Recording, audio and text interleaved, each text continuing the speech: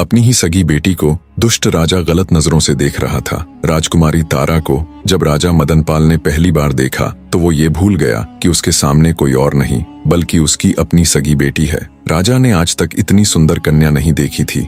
मदनपाल को ये विश्वास ही नहीं हो रहा था कि सामने खड़ी ये खूबसूरत कन्या उसकी वही बेटी है जिससे वह जन्म से ही नफरत करता आया है। इतनी नफरत कि आज तक उसने उसकी शक्ल तक देखना गवारा नहीं था। पर आज जब पहली बार उसने अपनी बेटी को देखा तो अपनी सुध बुद्ध खो बैठा और बस एकटक उसे ही देखे जा रहा था। राजा मदनपाल की आंखों में पिता का प्रेम नहीं बल्कि वो दुष्ट दरिंदा था जो अपनी सारी मान मर्यादा भूलकर गंदी निगाहों से राजकुमारी को घूरे जा रहा था। राजकुमारी को देख राजा मदनपाल के मुख से एक शब्द भी नहीं निकला और वो बिना कुछ बोले चुपचाप वहां से वापस अपने शयन कक्ष में लौट आया। दुष्ट राजा वासना के वशीभूत हो अब बस राजकुमारी तारावती के बारे में ही सोचे जा रहा था। उसका दिमाग एकदम से सुन्न पड़ गया था। रह रहकर उसकी आंखों के सामने राजकुमारी तारावती का वही मुस्कुराता चेहरा आ रहा था। राजा को ऐसे ही बैठे बैठे पता नहीं कब दिन से रात और कब रात से दिन हो गया। उसके दिमाग से राजकुमारी तारावती की छवि हट ही नहीं रही थी।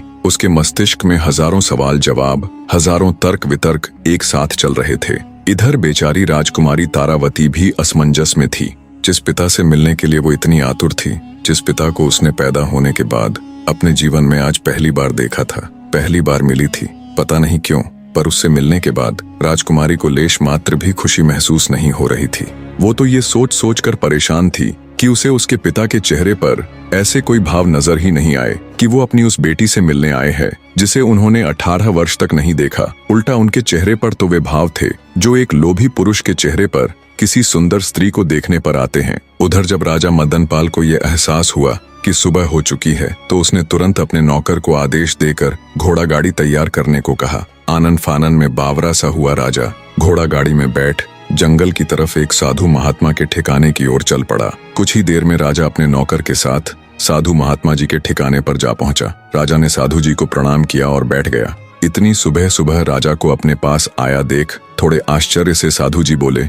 कहो वत्स, आज इतनी सुबह सुबह कैसे आना हुआ? सब कुशल मंगल तो है? तब राजा मदनपाल महात्मा से बोला, हे साधु महाराज, कल रात से मैं एक छोटी सी उलझन में हूँ। राजा की बात सुन महात्मा जी बोले, बताओ वत्स, ऐसी क्या उलझन है जो तुम्हें इतनी सुबह सुबह मेरे पास खींच लाई? राजा मदनपाल बोला, प्रभु, यदि किसी ने आम का पेड़ लगाया हो, उसकी दिन रात सेवा की हो और कई वर्षों बाद जब वो पेड़ फल देने लगे तो जिसने वो पेड़ लगाया है क्या वह उसके फल को किसी और को देने की बजाय स्वयं नहीं खा सकता? अगर वह स्वयं पेड़ के लगे फलों को खा ले तो क्या ये कोई अपराध होगा?